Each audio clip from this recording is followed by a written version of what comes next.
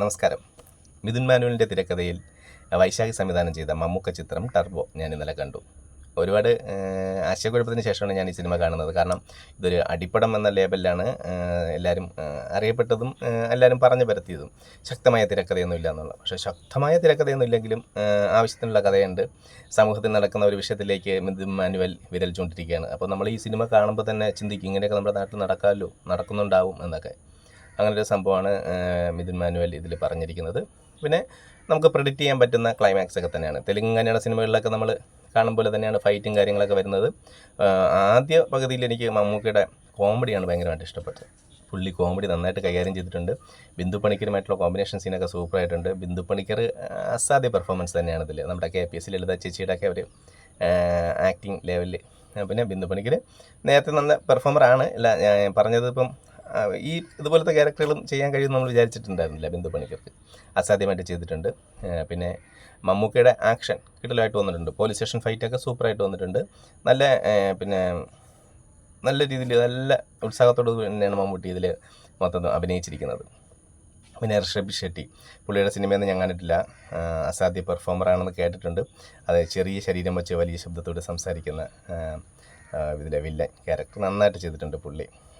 അതിലെ Jose, C you soon എന്ന് ഞാൻ പറയില്ല, കാരണം നമ്മൾ ഇനി തമ്മിൽ കാണില്ല, അങ്ങനെയൊക്കെ പറഞ്ഞൊരു ഡയലോഗുണ്ട്. അത് സൂപ്പറായിട്ട് വന്നിട്ടുണ്ട്. പിന്നെ തെലുങ്ക് സിനിമയിലെ സുനിൽ, കോമഡി കൈകാര്യം ചെയ്യുന്ന സുനിൽ എന്ന് പറഞ്ഞ പുള്ളി നന്നായിട്ട് ചെയ്തിട്ടുണ്ട്. എല്ലാവരും നല്ല ആക്ടിങ്, നല്ല എനിക്കൊരു നായിക മാത്രം പേര് മനസ്സിലായിട്ടില്ല, ഞാൻ കണ്ടതായിട്ട് ഓർക്കുന്നില്ല. എന്നാലും കുഴപ്പമില്ലാത്ത രീതിയിൽ സിനിമ വന്നിട്ടുണ്ട്. എൻഗേജിങ് ആണ്, ഫുൾ എൻഗേജിങ് ആണ്. പിന്നെ ഇതിലെടുത്ത് പറയേണ്ടത്, ഈ സിനിമയുടെ തുടക്കത്തിൽ ഒരു കൊലപാതകത്തോടെയാണ് തുടങ്ങുന്നത്, ചെന്നൈയിൽ വെച്ചുള്ള. ആ കൊലപാതകം നടത്തുന്ന ആൾ ഒരു ടെറർ ലുക്കിലൊക്കെ വന്ന് നൈസിൽ നെഞ്ചിൽ കുത്തി ഇറക്കിയിട്ട് നടന്നു പോകുന്നൊരു സീനുണ്ട്. കിടിലമായിരുന്നു. ആ പുള്ളി ഈ സിനിമയുടെ അവസാനം വരെ വില്ലന്മാരുടെ ഗ്യാങ്ങിലുണ്ട്. ആ പുള്ളി കഥാപാത്രത്തിനൊരു പേരില്ലാത്തതുകൊണ്ട് ആരും ഒരു റിവ്യൂയിലും പറയുന്നത് കേട്ടില്ല. പുള്ളി അസാധ്യമായിട്ട് പെർഫോം ചെയ്തിട്ടുണ്ട്. പുള്ളിയുടെ പേര് നൗഷാദ്, കാരയ്ക്കമണ്ഡപം നൗഷാദ് എന്നാണ്.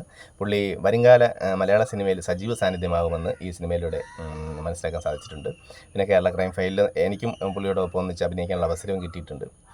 വളരെ നല്ല ആക്ടർ, നന്നായിട്ട് ചെയ്തിട്ടുണ്ട്. നൗഷാദ് സൂപ്പർ. അങ്ങനെ ടർബോ ജോസ് കിടിലമായിരുന്നു.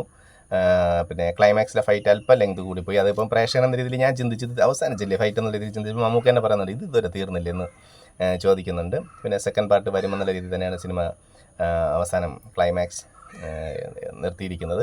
എന്തായാലും വരട്ടെ, സിനിമ നന്നായിട്ടുണ്ട്. 100 കോടി ക്ലബ്ബിൽ ഇടം പിടിക്കട്ടെ മമ്മൂക്കയുടെ സിനിമ.